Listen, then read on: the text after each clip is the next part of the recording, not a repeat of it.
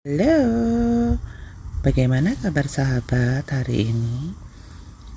Saya ingin melanjutkan cerita yang kemarin bersama Susi. Tolong disimak sampai akhir. Silakan subscribe jika cerita ini dianggap menarik. Terima kasih.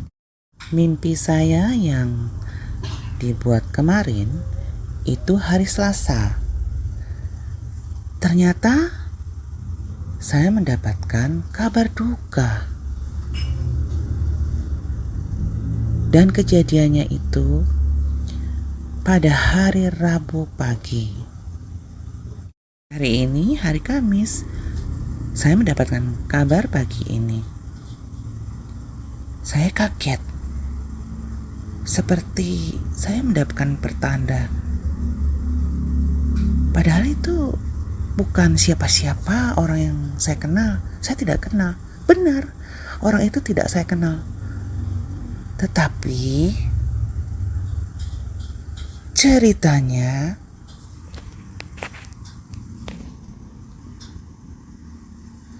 itu adalah teman anak saya. Kemarin sore anak saya bercerita bahwa temannya yang usianya 1 tahun lebih tua darinya tiba-tiba meninggal. Saya bertanya, kenapa meninggalnya? Anak saya bilang, tidak tahu. Dengar-dengar sih sakit mendadak, kelelahan. Saya pikir, masa iya sih anak semuda itu sakit apa ya?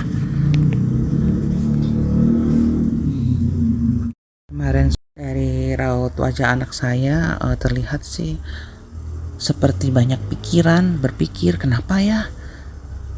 Kok masih usianya muda, baru 25 tahun, sudah harus berpulang tiba-tiba pula dengan alasan dan beritanya hanya kecapean.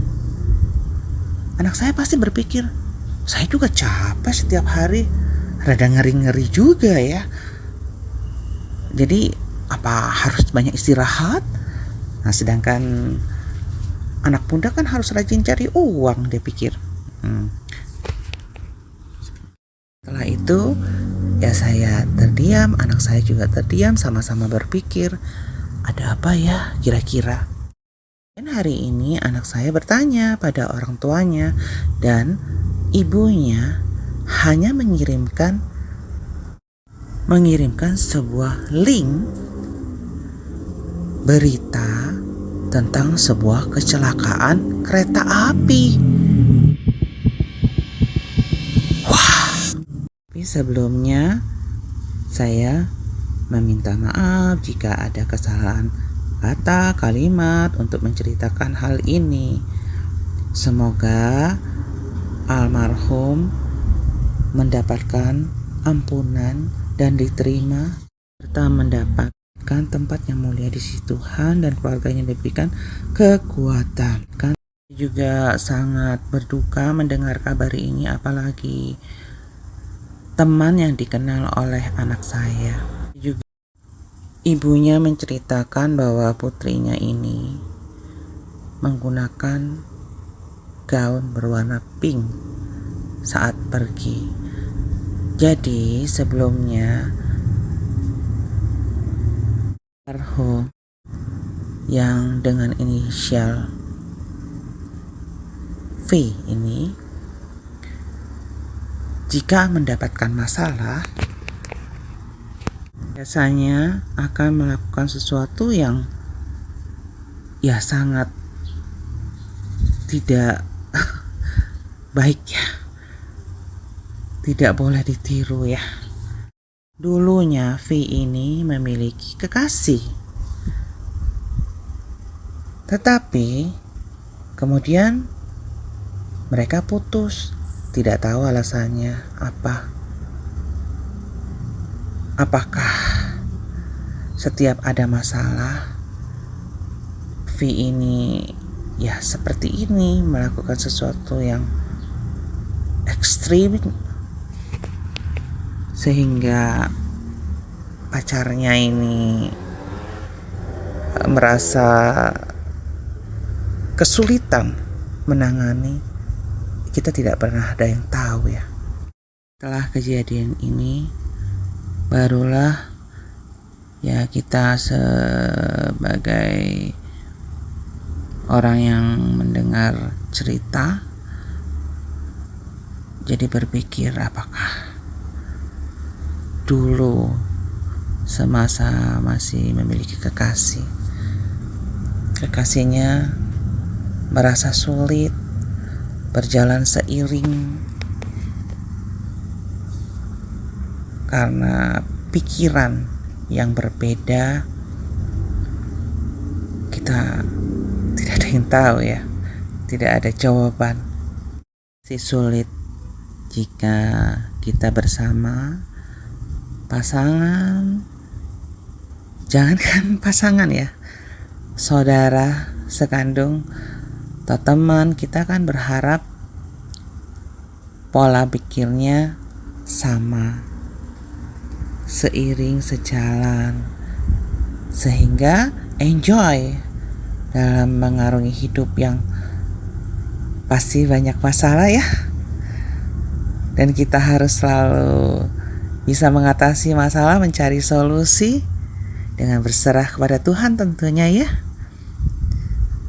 Sesuai keyakinan yang kita pilih, kita bawa semua masalah dan mencari solusi dan jawaban dari Tuhan Yang Maha Esa.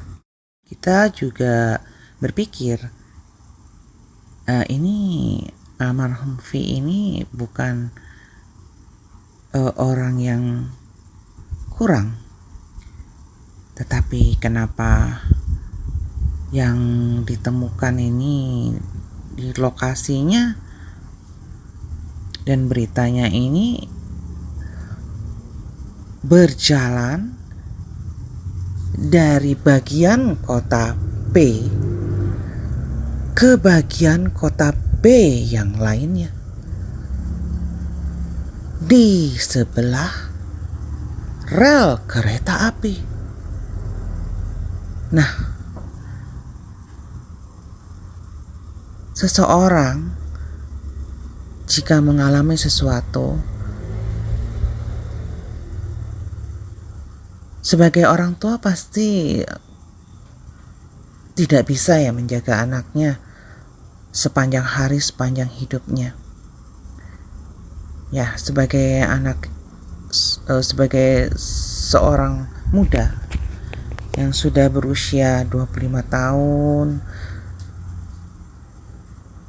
kita sebagai orang tua ya berpikir anak kita sudah mulai dewasa, sudah seharusnya berpikir sendiri secara dewasa, menyelesaikan masalah secara dewasa, berpasrah pada Tuhan. Sejak dia kecil, anak-anak kecil kan, kita selalu mengajak ke tempat ibadah supaya jika ada masalah dikuatkan dalam doa. Kita juga ajarkan seperti itu kan? Tetapi kita kan tidak bisa menjaga atau tahu pikiran anak kita saat mendapatkan misal depresi yang sangat berat, kemudian tidak tahan ya, dan melakukan sesuatu ya seperti ini, mungkin cuman berjalan di pinggir kereta api, rel kereta api, dengan pikiran yang sulit, benang kusut ya, seperti ada, tahu sendiri ya, kalau kita berjalan di tempat bahaya itu seperti ada yang justru menyeret, melakukan atau tidak sengaja, dan kemudian mendapatkan kecelakaan yang merenggut nyawa. Muda dulu saat akan bekerja kan saya harus melewatin rel kereta api. Itu saya pernah rasakan, itu kalau kita banyak pikiran, padahal kita tuh tidak dengar apa-apa loh. bukan sengaja berjalan di pinggir rel, tapi ingin menyeberang untuk naik kendaraan umum ya. Saat saya muda dulu kan kerja naik kendaraan umum. Saya baru tersadar itu ketika masinis berteriak dan dia tuh membunyikan lonceng ya, lonceng atau klakson ya. Dia berteriak, "Woi, woi, kamu mau mati ya? Woi," katanya. Teriakannya si masinis. Kemudian sambil itu koncet semacam apa tuh, klakson atau apa itu, itu saya tidak dengar loh. Nah itulah, kalau banyak pikiran itu telinga tuh jadi budak tuli ya. Nah itulah, seperti itulah mungkin ya. Tidak terbayangkan, saya sudah turun loh. Itu kan saya menuruni seperti tangga kayu. Nah orang-orang di sana itu membuat tangga kayu untuk turun. Tempat rumah kita tuh agak tinggi, jadi saya udah turun 2 langkah. Dan kereta itu mungkin sekitar 2 meter atau sampai 5 meter, karena begitu cepatnya dia lewat lagi. Saya sudah, ini di depan saya udah kereta lewat durar gitu. Nah coba saya tadinya kalau masih tidak dengar, itu pun dengar seperti sayup-sayup, tapi kemudian saya sadar gitu, langsung diam. Untungnya diam. Kalau saya maju, bengongnya dilanjutin, apa kabar? Tidak bisa cerita seperti ini ya. Disyukuri Tuhan masih memberikan hidup pada saya sampai hari ini, masih dijaganya. Terima kasih Tuhan. Sangat bersedih mendengar kondisi almarhum V ini. Seperti cerita saya kemarin, saya melihat seseorang dengan entah topi penutup berwarna pink menunduk, kemudian saat kepalanya terangkat, topi itu terangkat, tapi saya tidak menemukan kepalanya, hanya atau apapun, hanya siluet saja. Apakah ini pertanda? Mimpi itu pertanda, saya tidak tahu apa hubungannya. Tapi kemudian berita ini benar terjadi keesokan harinya. Ya Tuhan, jika saya bisa dan mengerti, lebih mengerti, harus ditujukan memperingatkan siapa, mungkin akan disampaikan. Tapi saya pernah kekurangan dan tidak tahu harus disampaikan ke siapa untuk menghentikan. Tapi saya percaya jika Tuhan berkehendak, pasti Tuhan akan memberikan tahu kepada saya siapa orangnya, jelas alamatnya dan segala macam, untuk memberitahu. Itu pun mungkin belum tentu dipercaya. Almarhum V ditemukan dalam kondisi seperti yang saya gambarkan. Kepala dalam kondisi saya tidak sanggup menyampaikannya. Semoga sahabatku semua, juga kita semua, pada saat mendapatkan masalah, Tuhan memberikan solusi terbaik, jalan yang terbaik, dan memberikan kekuatan untuk menyelesaikan semua masalah kita. Amin. Terima kasih sudah menonton. Silakan memberikan subscribe. Sampai jumpa di lain cerita. Dan request cerita apa yang ingin saya ceritakan. Semoga saya dapat membawakan cerita dengan baik dan menghibur dan menguatkan semua orang. Terima kasih.